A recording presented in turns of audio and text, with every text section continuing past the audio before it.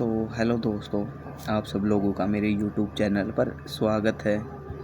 तो दोस्तों, जैसा कि आप लोग स्क्रीन पर देख सकते हैं, आज हम लोग बात करेंगे हरियाणा पुलिस में जो ओल्ड पॉलिसी लगाई है और जो न्यू पॉलिसी बच्चे डिमांड कर रहे हैं, उन दोनों के बीच डिफरेंस क्या है, कौन सी पॉलिसी जो है बच्चों के लिए बेटर है।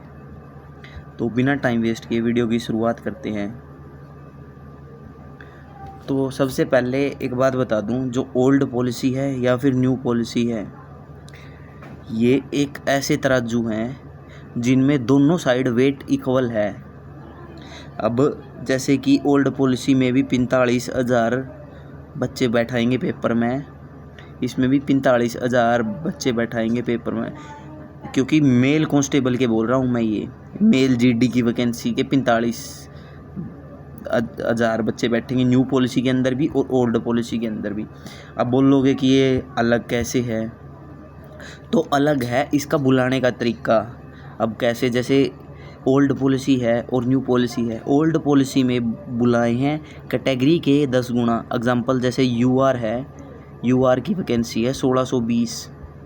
अब ये अनरिजर्व कैटेगरी है तो इसका 10 गुना 1620। जैसे ईडब्ल्यूएस है, ईडब्ल्यूएस की 450 है तो 10 गुना 4,500 बच्चे।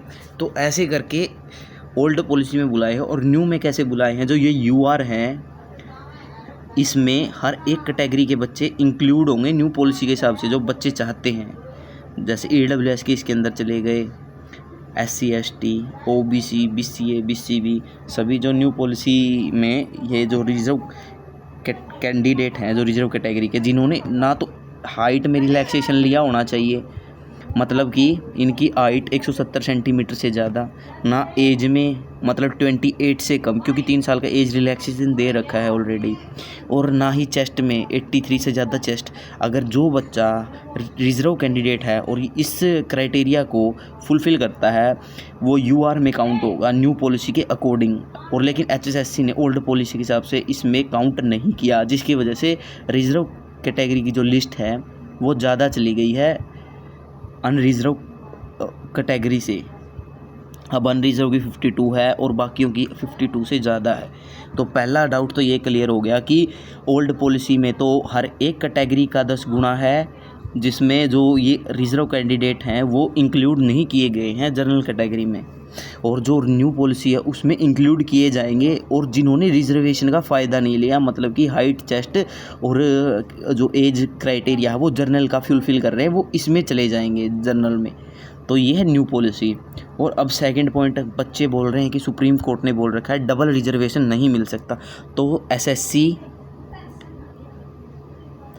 एचपीएस, वो यूपीएससी और जो अदर एग्ज़ाम है सेंटर के, वो न्यू रिजर्वेशन पॉलिसी है जो प्रमीला वाली, वो फॉलो करते हैं।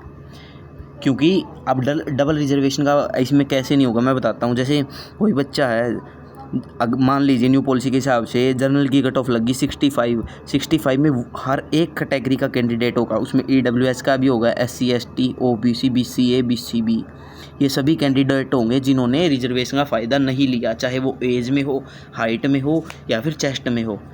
और जो बच्चे, एक मान लीजिए अब एग्जांपल के लिए, एक 70 मार्क्स हैं किसी में, मान ली ईडब्ल्यूएसएफ, और उसकी हाइट है 168, तो इसने ईडब्ल्यूएस में रिलैक्सेशन लिया है, तो ये आगे जो आएगा, अब ये एग्ज़ाम होगा उसमें ईडब्ल्यूएस में ही काउंट होगा। क्योंकि जिस बच्चे की जो एज क्राइटेरिया वो रिजर्व कैटेगरी के हिसाब से है, तो वो जर्नल में नहीं जा सकता। अब उसने अपनी रिजर्वेशन का फ़ायदा ले लिया प्री पर, ठीक है। अब ये बाद में जो एग्ज़ाम होगा फाइनल, उसमें जो वो अगर इसके मार्क्स रैंक 1 भी आ गई, तो ये ईडब्ल्यूएस में ही फाइट करेगा, ना कि ये यूआर में चला जाएगा। अब बात होगी दूसरे की। अब जब फाइनल स्टेज में जो बच्चा जनरल में काउंट हो गया रिजर्व कैटेगरी का न्यू पॉलिसी के हिसाब से, तो फाइनल स्टेज का जो एग्ज़ाम होगा, मान लीजिए किसी की 65 पे लिस्ट गई जनरल की, और किसी के 69 मार्क्स हैं, और रिजर्व कैटेगरी कैंडिडेट है, और जनरल की जो क्वालिफ़िकेशन है वो सारी हैं उसके पास, तो वो फाइनल में अगर रैंक 1 आ गई तो वो जर्नल में ही रहेगा। अगर उसके मान लीजिए जनरल की 72 पे लगी फाइनल, और EWS की लगा लो 68 पे, अगर उसके 69 मार्क्स हैं तो वो अपनी कैटेगरी में वापस आ सकता है, क्योंकि वो जनरल में काउंट हो गया है, उसने रिजर्वेशन का फ़ायदा नहीं लिया। और जो रिज़र्व कैंडिडेट है वो अपनी ही कैटेगरी में फ़ाइट करेगा, चाहे उसकी रैंक 1 आ जाए। तो ये है न्यू पॉलिसी और ओल्ड पॉलिसी का। और रहा फ़ायदे की बात, अगर न्यू पॉलिसी लगी तो जनरल वाले कैंडिडेट जो हैं उनकी लिस्ट आ ही जाएगी अदर कैटेगरी से प्री की, और मेंस में जो है ज़्यादा डिफरेंस शायद ही आए। अगर अब ओल्ड पॉलिसी ही लगी तो UR की कट ऑफ आप सभी को पता है कि कितना डिफरेंस है, 20 मार्क्स का डिफरेंस है। तो ये है। और प्रमीला हाई कोर्ट और हाई कोर्ट सिंगल बेंच और डबल बेंच दोनों में जीत चुकी है। अब 12 तारीख उसकी सुनवाई है। अब टाइम तो ज़्यादा लग सकता है, लेकिन अगर HSSC जो पैटिशनर बन रहे हैं बच्चे, उनको रिलैक्सेशन भी मिलेगा। अगर HSSC कोर्ट में नहीं गई तो, और इसकी सुनवाई 2 जुलाई है, तब तक PMT PST हो चुके होंगे। अब जो बच्चा पैटिशनर नहीं बना, जितना लेट होता जाएगा उतने बच्चे कम होते जाएंगे, और वकील जो है अपनी फ़ीस बढ़ाते रहेंगे, क्योंकि बच्चे कम हैं और केस करने हैं, तो वकील ज़्यादा फ़ीस लेगा बच्चों से। अब जिस भी बच्चे को पैटिशनर बनना है, ये 2-2 हज़ार रुपये में लूट रहे हैं। पैटिशनर की फ़ीस कोर्ट की अप्रोक्स 50 से 100 रुपये होती है पर पैटिशनर। और जिस बच्चे को अभी पैटिशनर बनना है, मैं नीचे टेलीग्राम ग्रुप का लिंक दे दूंगा, या फिर आप सर्च कर सकते हो HSSC HR पुलिस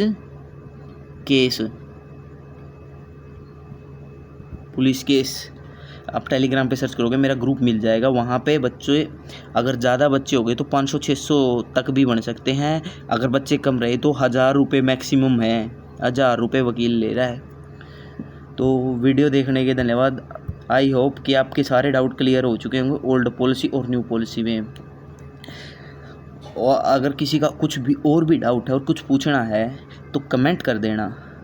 तो धन्यवाद सभी का वीडियो देखने के लिए, और वीडियो को ज़रूर शेयर करना, और चैनल को लाइक और सब्सक्राइब कर दो प्लीज़।